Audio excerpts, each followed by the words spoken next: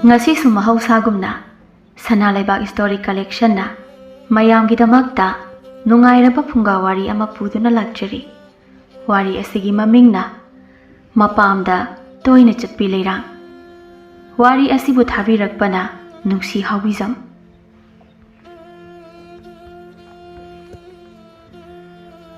Thaina mamangai ngalingai matamda khul amada amu kauba nupa amagi machanupi ngakta ahum yaurami.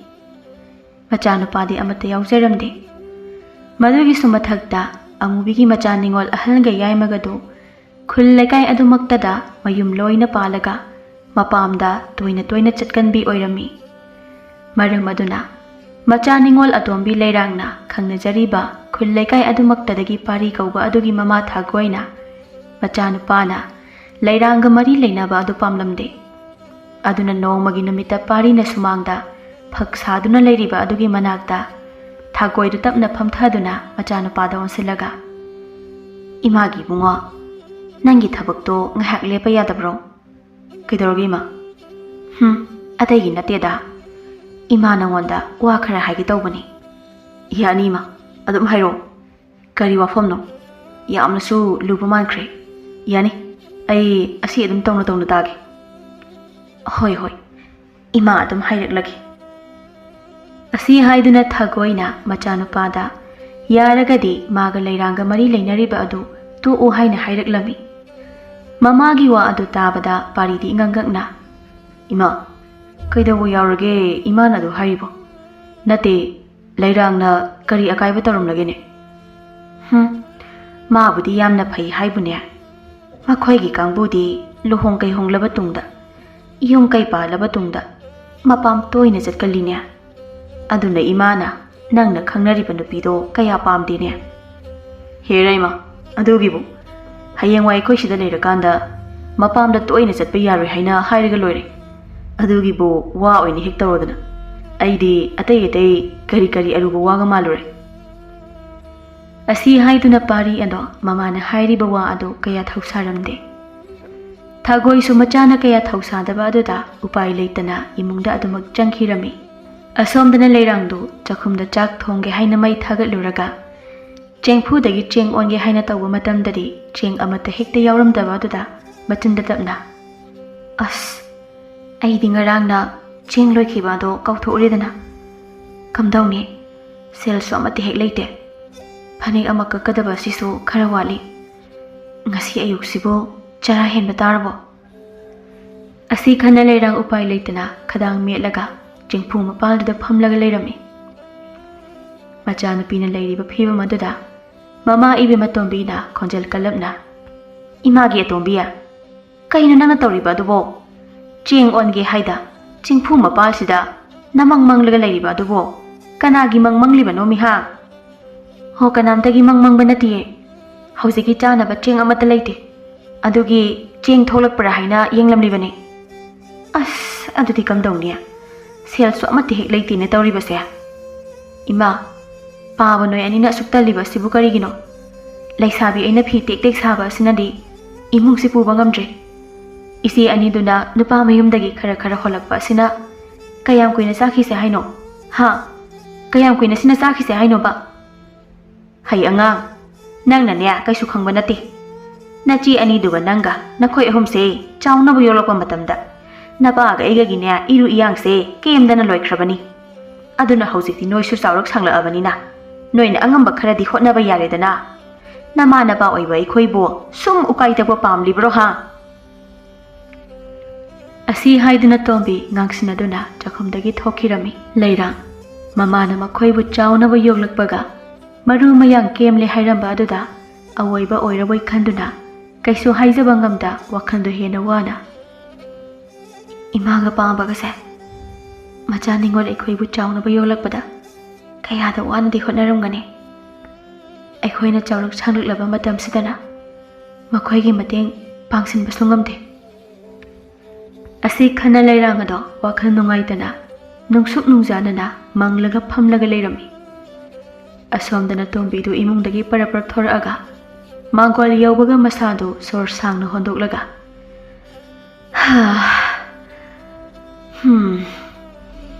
ꯃꯈꯣꯏꯕꯨ ꯄꯣꯛꯂꯤꯕꯁꯦ ꯑꯩꯈꯣꯏꯅ ꯊꯥꯛꯅꯕ ꯅꯠꯇꯦ, ꯃꯈꯣꯏꯅ ꯑꯩꯈꯣꯏꯕꯨ ꯊꯥꯛꯅꯕꯅꯤ꯫ ꯀꯩꯗꯧꯕꯒꯤ ꯊꯕꯛ ꯁꯨꯖꯅꯤ ꯍꯥꯏꯒꯦ? ꯃꯌꯨꯝ ꯄꯥꯟꯈ꯭ꯔꯤꯕ ꯑꯅꯤꯗꯨꯗꯒꯤꯅꯦ ꯍꯦꯛꯇ ꯅꯨꯄꯥ ꯃꯌꯨꯝꯗꯒꯤ ꯍꯣꯜꯍꯜꯂꯛꯂꯒ ꯆꯥꯗꯧꯔꯤꯕꯅꯤ꯫ ꯑꯃ ꯂꯩꯔꯤꯕ ꯑꯁꯤꯁꯨ ꯊꯨꯅ ꯃꯌꯨꯝ ꯄꯥꯟꯍꯟꯗꯕ ꯌꯥꯗꯦ, ꯅꯠꯇ꯭ꯔꯕꯗꯤ ꯑꯩꯈꯣꯏ ꯏꯅꯤꯡꯇꯝꯅ ꯆꯥꯕ ꯐꯪꯂꯣꯏꯗꯧꯔꯤ꯫ ꯇꯣꯝꯕꯤꯅ ꯃꯨꯔꯨꯝ ꯁꯣꯟꯗꯨꯅ ꯂꯩꯔꯤꯉꯩ ꯑꯗꯨꯗ ꯃꯆꯥꯅꯨꯄꯤ ꯑꯍꯜ ꯇꯕꯥꯕꯤꯗꯨ ꯆꯦꯡ ꯃꯌꯣꯝ ꯑꯃꯒ ꯂꯣꯏꯅꯅ ꯆꯪꯂꯛꯇꯨꯅ ꯃꯃꯥꯅ ꯁꯣꯜꯂꯤꯕ ꯑꯗꯨ ꯍꯥꯏꯐꯦꯠ ꯇꯥꯍꯧꯔꯗꯨꯅ, ꯏꯃꯥꯕꯨ ꯀꯔꯤ ꯆꯥꯕ ꯅꯅꯤꯡ ꯊꯨꯡꯗ꯭ꯔꯒꯦ? ꯅꯆꯥ ꯑꯩꯈꯣꯏ ꯂꯩꯔꯤꯕꯁꯦ ꯏꯃꯥ ꯍꯣꯏꯒꯤ ꯅꯅꯤꯡ ꯊꯨꯡꯅꯕꯅꯦ꯫ ꯁꯤꯃ ꯆꯥꯒꯦꯗ ꯍꯥꯏꯌꯣ, ꯅꯌꯥ ꯅꯨꯄꯥꯗꯅꯦ ꯍꯦꯛꯇ ꯊꯤꯜꯍꯜꯂꯒꯦ ꯀꯩꯗꯧꯒꯦ? ꯇꯣꯝꯕꯤ ꯃꯆꯥꯅꯨꯄꯤꯒꯤ ꯋꯥꯗꯨ ꯇꯥꯕꯗ ꯅꯣꯛꯁꯤꯟꯅꯗꯨꯅ, ꯍꯧꯖꯤꯛꯀꯤ ꯍꯥꯏꯕ ꯅꯠꯇꯦꯗ, ꯍꯌꯦꯡ ꯑꯍꯜ ꯑꯣꯏꯁꯤꯜꯂꯛꯂꯒ ꯆꯥꯅꯤꯡ ꯊꯛꯅꯤꯡꯂꯛꯄ ꯃꯇꯝꯗ ꯆꯥꯕ ꯊꯛꯄ ꯐꯪꯗ꯭ꯔꯕꯗꯤ ꯈꯟꯅꯅꯦ ꯁꯣꯜꯂꯝꯂꯤꯕꯅꯤ꯫ ꯏꯃꯥ, ꯑꯗꯨꯒꯤꯗꯤ ꯀꯩꯁꯨ ꯋꯥꯔꯨꯅꯨꯗ, ꯅꯆꯥ ꯑꯩꯈꯣꯏ ꯂꯩꯔꯤꯕꯁꯤꯗꯤ ꯏꯃꯥ ꯄꯥꯕꯕꯨ ꯀꯔꯤꯒꯤ ꯅꯈꯣꯏꯗꯪ ꯇꯔꯛ ꯏꯟꯊꯣꯛꯂꯒ ꯊꯝꯗꯧꯔꯤꯕꯅꯣ?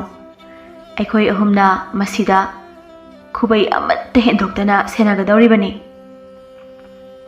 ꯏꯆꯥ ꯑꯍꯜꯒꯤ ꯋꯥꯁꯦ ꯇꯥꯕꯗ ꯏꯃꯥꯒꯤ ꯋꯥꯈꯜ ꯋꯥꯕꯁꯦ ꯈꯔ ꯍꯦꯛ ꯐꯕꯣꯏ ꯅꯤꯡꯉꯤꯍꯦ꯫ ꯏꯍꯦ, ꯑꯇꯩ ꯂꯥꯏꯔꯤꯅꯦ, ꯅꯅꯥꯎꯅꯨꯄꯤ ꯑꯇꯣꯝꯕꯤꯗꯣ ꯆꯥꯛ ꯊꯣꯡꯒꯦꯅ ꯃꯩ ꯊꯥꯒꯠꯂꯨꯔꯒ ꯆꯦꯡ ꯑꯃꯠꯇ ꯂꯩꯇꯦ ꯍꯥꯏꯗꯅ ꯃꯪꯂꯒ ꯐꯝꯍꯧꯕꯅꯤ꯫ ꯍꯣ, ꯑꯗꯨ ꯈꯪꯗꯅꯅꯦ ꯑꯩꯅ ꯆꯦꯡꯁꯦ ꯊꯤꯜꯂꯛꯏꯕꯅꯤ꯫ ꯑꯁꯤ ꯍꯥꯏꯗꯨꯅ ꯇꯕꯥꯕꯤ ꯆꯦꯡ ꯃꯌꯣꯝꯗꯨ ꯊꯥꯡꯒꯠꯂꯒ ꯃꯃꯥꯗ ꯎꯠꯂꯝꯃꯤ꯫ ꯃꯗꯨ ꯎꯕꯗ ꯇꯣꯝꯕꯤꯗꯨ ꯆꯔꯥ ꯍꯦꯜꯂꯔꯣꯏ ꯈꯟꯅ ꯌꯥꯝꯅ ꯍꯔꯥꯎꯖꯔꯝꯃꯤ꯫ ꯑꯗꯨꯃꯛꯄꯨ ꯃꯆꯥꯅꯨꯄꯤ ꯑꯗꯨꯒꯤ ꯃꯃꯥꯡꯗꯗꯤ ꯍꯔꯥꯎꯕ ꯑꯗꯨ ꯎꯠꯊꯣꯛꯇꯅ ꯅꯨꯡꯉꯥꯏꯇꯕ ꯈꯣꯟꯖꯦꯜꯗ, ꯏꯃꯥꯒꯤ ꯏꯕꯦꯝꯃ, ꯅꯣꯏꯅ ꯁꯨꯃꯥꯏꯅ ꯇꯧꯕꯁꯦ ꯏꯃꯥ ꯍꯣꯏꯁꯨ ꯀꯌꯥꯗꯤ ꯅꯨꯡꯉꯥꯏꯇꯕꯅꯤ꯫ ꯅꯣꯏꯁꯨ ꯅꯅꯦꯝꯅꯕꯨ ꯍꯥꯏꯕꯗꯨ ꯄꯥꯜꯂꯤꯕꯅꯤꯅ ꯁꯨꯃꯥꯏꯅ ꯇꯣꯏꯅ ꯇꯧꯕꯁꯦ ꯃꯣꯏꯅꯁꯨ ꯄꯥꯝꯂꯝꯂꯣꯏ꯫ ꯏꯃꯥ, ꯑꯗꯨꯒꯤꯗꯤꯅꯦ ꯀꯔꯤꯁꯨ ꯈꯟꯕꯤꯔꯨꯅꯨ, ꯑꯩꯅꯅꯦ ꯃꯈꯣꯏ ꯇꯥꯗ ꯁꯣꯝꯗ ꯍꯦꯛꯇ ꯄꯤꯕꯒ ꯏꯃꯥ ꯄꯥꯕꯅ ꯄꯪꯁꯥꯎꯗ ꯁꯥꯎꯏ ꯍꯥꯏꯅ ꯍꯥꯏꯖꯤꯟꯕꯗꯒꯤ ꯃꯈꯣꯏ ꯇꯥꯅ ꯏꯃꯥ ꯄꯥꯕꯗ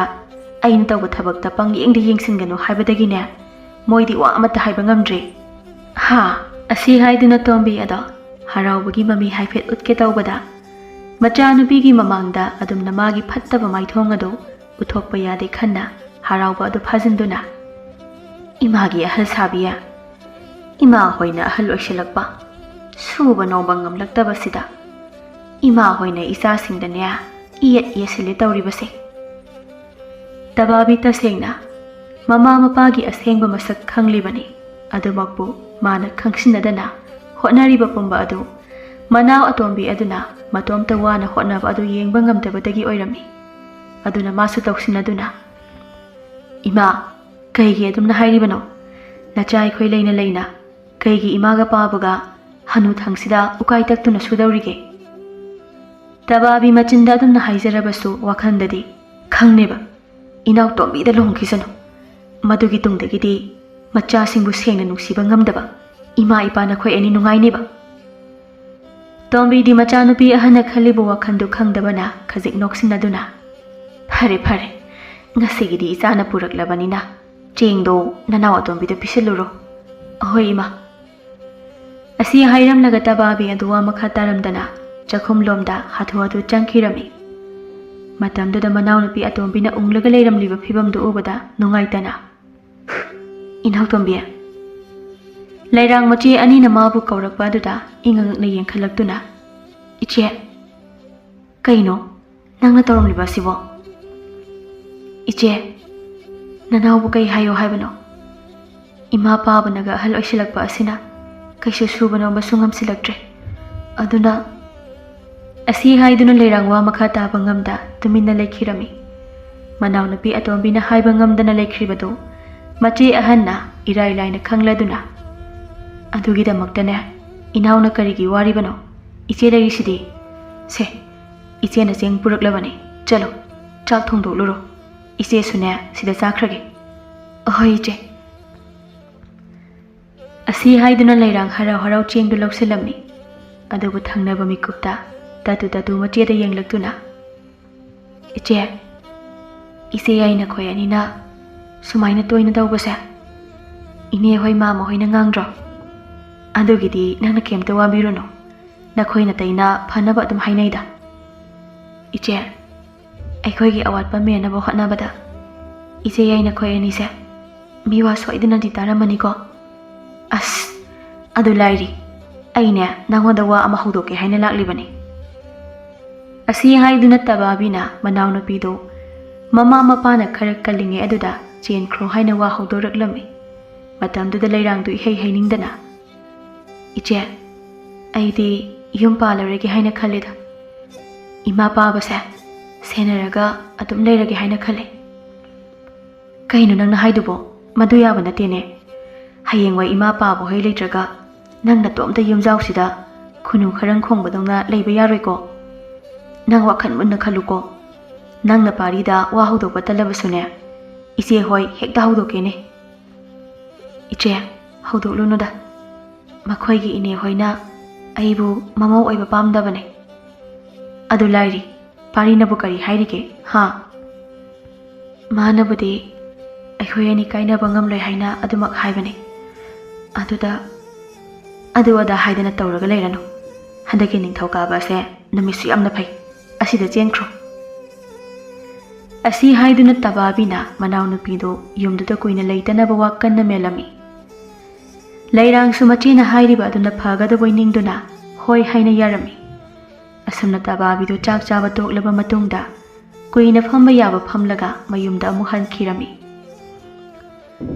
asumna namit kharagi tungdadi ningthaukaaba namit oiduna leirangdu parida chelami parigi mamadi machanupa amata pokjaba aduna mana pamjadaba mamau adu chelakle tabada thamoi sokna kaptuna imagi bungo kaino nana tawraliba sibo ainadi madugi tawngambi adudadi ima hoiba pamde hairamaktada pusilakliba oire ko nang makot tekera mamit tangera nangna purakpa amadane imana kaisu pehendaba leiroidabani adubu aphaubi tawngambi adu natrabadi nangmu nupi amata leitrabra haibane natekna mama nangbu toklo yare kaidoge nachana pamlena puraklabanina karidi upai lege adugi sharuk mau ani ahunga namaudo amukta lawshaluso ho aidine sungam ngamloi makhoi mapana namau nupido yamna khoidaraga nane makhoi mapana hek lawshaluso mama nangne aibu yamna sawanganuko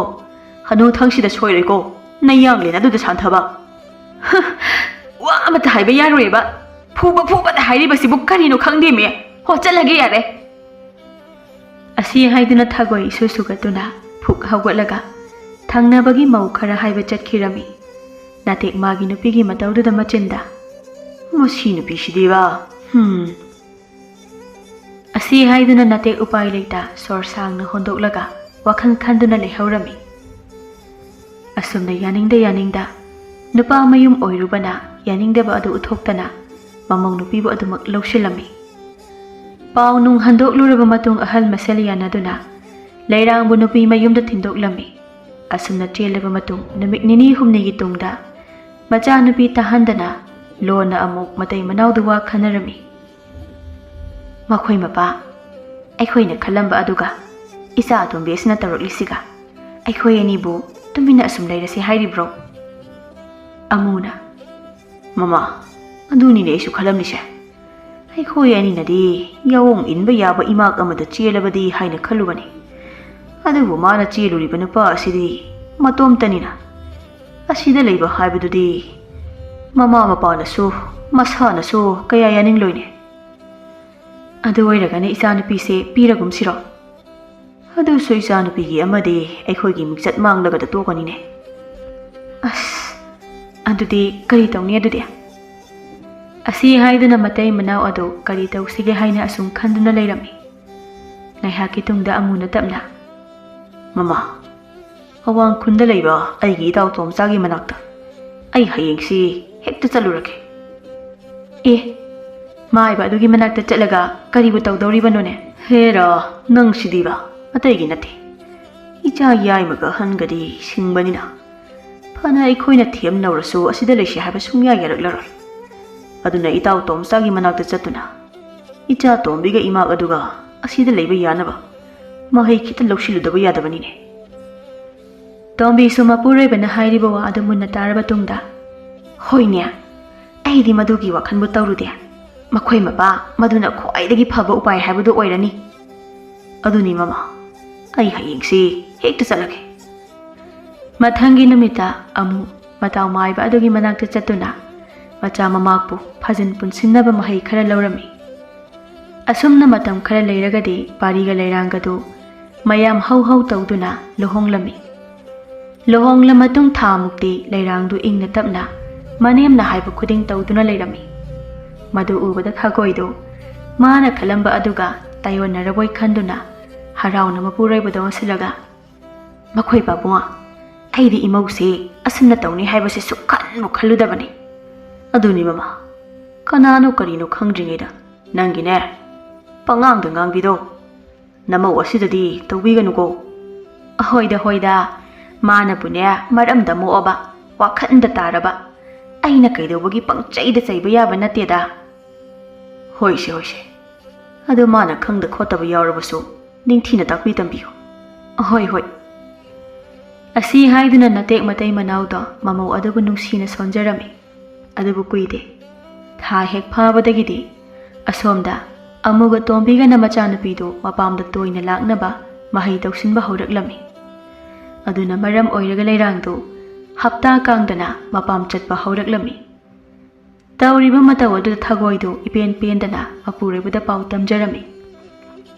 ꯃꯈꯣꯏ ꯄꯥꯕꯨꯡ ꯑꯩꯗꯤꯅꯦ ꯂꯥꯛꯄ ꯅꯧꯔꯤꯉꯩꯗ ꯀꯌꯥꯗ ꯃꯥꯅ ꯇꯧꯁꯤꯟꯅꯕ ꯑꯗꯨꯗ ꯅꯃꯧ ꯑꯁꯤ ꯀꯌꯥꯗꯤ ꯅꯨꯡꯁꯤꯔꯨꯔꯦ ꯑꯗꯨꯒꯅꯦ ꯃꯥꯅ ꯇꯧꯊꯣꯔꯛꯂꯤꯕ ꯑꯁꯦ ꯑꯩꯅꯦ ꯑꯁꯨꯝ ꯏ ꯀꯥꯔꯛꯇꯧꯔꯦꯀꯣ ꯑꯩ ꯀꯩꯗꯧꯔꯒꯦꯅꯦ ꯏꯃꯧꯁꯤꯕꯨ ꯐꯅ ꯋꯥꯈꯜ ꯇꯥꯒꯨꯝ ꯇꯧꯗꯥꯏꯅꯦ ꯀꯗꯥꯏꯗꯒꯤꯅꯣꯗ ꯑꯣ ꯋꯥꯈꯜ ꯇꯥꯕ ꯑꯣꯏꯔꯝꯗ꯭ꯔꯦ ꯇꯥꯁꯤꯟꯅꯕ ꯑꯣꯏꯔꯝꯂꯦ ꯇꯥꯁꯤꯟꯅꯕ ꯍꯣ ꯀꯔꯤꯕꯨ ꯂꯩꯕꯅꯣ ꯈꯪꯗꯦ ꯍꯞꯇꯥꯒꯤ ꯀꯥꯡꯗꯦ ꯃꯥꯅ ꯃꯄꯥꯝꯗ ꯆꯠꯂꯤꯕꯁꯦ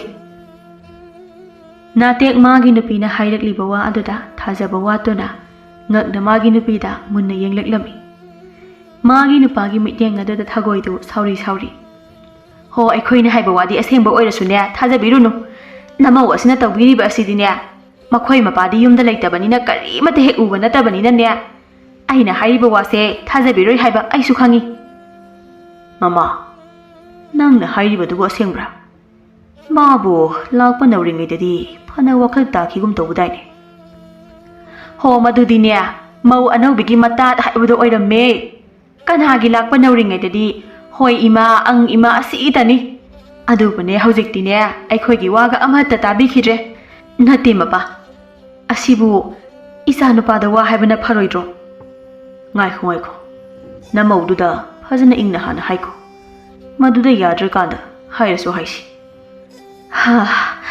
ꯃꯄꯥ ꯑꯩꯗꯤꯅꯦ ꯑꯁꯨꯃꯥꯏꯅ ꯑꯁꯨꯝ ꯇꯧꯁꯤꯜꯂꯛꯂꯕꯗꯤ ꯅꯣꯡꯃꯗꯤ ꯁꯣꯏꯗꯅ ꯈꯠꯅꯕ ꯁꯣꯏꯔꯣꯏꯀꯣ ꯃꯃꯥ ꯑꯗꯨꯝꯅ ꯇꯧꯒꯅꯨ ꯐꯖꯅ ꯍꯥꯟꯅ ꯍꯥꯏꯅꯈꯣ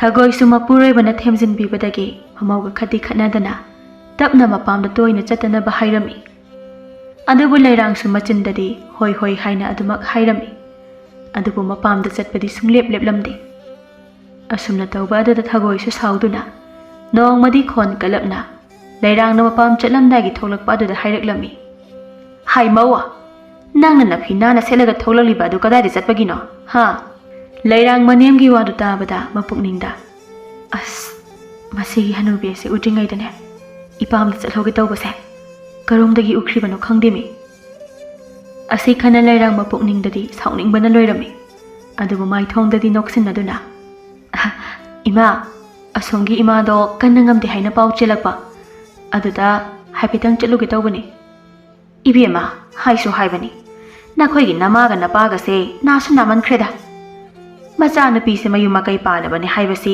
ꯀꯥꯎꯔꯕꯔꯥ ꯀꯔꯤꯅꯣ ꯃꯆꯥꯅꯨꯄꯤꯁꯦ ꯀꯥꯏꯅꯕ ꯉꯝꯂꯣꯏꯗꯕ ꯑꯣꯏꯔꯒ ꯀꯔꯤꯒꯤ ꯃꯌꯨꯝ ꯄꯥꯜꯍꯜꯂꯛꯂꯤꯅꯣ ꯈꯪꯗꯦꯅꯦ ꯐꯔꯦ ꯉꯁꯤꯗꯤ ꯉꯁꯤ ꯑꯣꯏꯔꯦ ꯃꯇꯨꯡꯗꯅꯦ ꯑꯁꯨꯃꯥꯏꯅ ꯇꯣꯏꯅ ꯆꯠꯂꯕꯗꯤ ꯑꯩꯕꯨ ꯐꯠꯇꯦ ꯍꯥꯏꯅꯣ ꯍꯥꯏꯔꯤꯕꯁꯤꯅꯤꯀꯣ ꯑꯁꯤ ꯍꯥꯏꯗꯨꯅ ꯐꯦꯠ ꯍꯥꯏꯗꯣꯛꯂꯒ ꯊꯒꯣꯏꯗꯨ ꯏꯃꯨꯡꯗ ꯆꯪꯈꯤꯔꯝꯃꯤ ꯂꯩꯔꯥꯡꯁꯨ ꯃꯅꯦꯝꯅ ꯁꯥꯎꯅ ꯆꯪꯈꯤꯕ ꯑꯗꯨꯗ ꯉꯥꯏꯍꯥꯛ ꯇꯨꯃꯤꯟꯅ ꯌꯦꯡꯗꯨꯅ ꯂꯩꯔꯝꯂꯒ ꯃꯅꯦꯝꯅ ꯏꯃꯨꯡ ꯌꯧꯈꯤꯕꯒ ꯃꯥꯁꯨ ꯐꯦꯠ ꯍꯥꯏꯗꯣꯛꯂꯒ ꯏꯄꯥꯝꯗ ꯆꯠꯅꯤꯡꯂꯒ ꯆꯠꯅꯤ ꯑꯥꯗ ꯂꯩꯅꯤꯡꯂꯁꯨ ꯂꯩꯊꯣꯛꯀꯅꯤ ꯀꯩ ꯀꯥꯟꯅꯗꯕꯗ ꯍꯅꯨꯕꯤ ꯃꯥꯅ ꯑꯩꯒꯤ ꯈꯣꯡꯊꯥꯡ ꯈꯨꯗꯤꯡ ꯍꯦꯛ ꯄꯥꯟꯅꯕ ꯑꯣꯏꯅ ꯇꯧꯔꯗꯅ ꯑꯁꯤ ꯍꯥꯏꯗꯨꯅ ꯂꯩꯔꯥꯡ ꯏꯁꯨ ꯁꯨꯒꯠꯇꯨꯅ ꯃꯄꯥꯝ ꯇꯝꯅ ꯆꯠꯈꯤꯔꯝꯃꯤ ꯂꯩꯔꯥꯡꯗꯤ ꯏꯆꯝ ꯆꯝꯅ ꯑꯗꯨꯃꯛ ꯃꯄꯥꯝ ꯌꯧꯕꯒ ꯃꯄꯥꯒ ꯃꯃꯥꯒꯗ manemna hairagba pumba tamlami. Machanupigi wadu tabada amu matai manaudu haifet munna yengnarami. Aduga machaga mamaugadu yumduda thuna laknaba mahi tawdaba yadre haina ingit pinarami. Adubu lairangdi khangjadabanina mamaga mapagadu phanata adum khalami. Asumna lairangni hek mapam chatluba numit adudagi hauna maram irai leitana manemga magadu itattatana khatnarami. Madugi sumathakta lairangna mapuroibada pau hena su tamsilami. Pari pakhang oiringaida mamana magi loinabi adubu pamdabagi wa toina haiba aduda mamana tasengna magi loinabi adubu pangwata otpiraboi ninglami.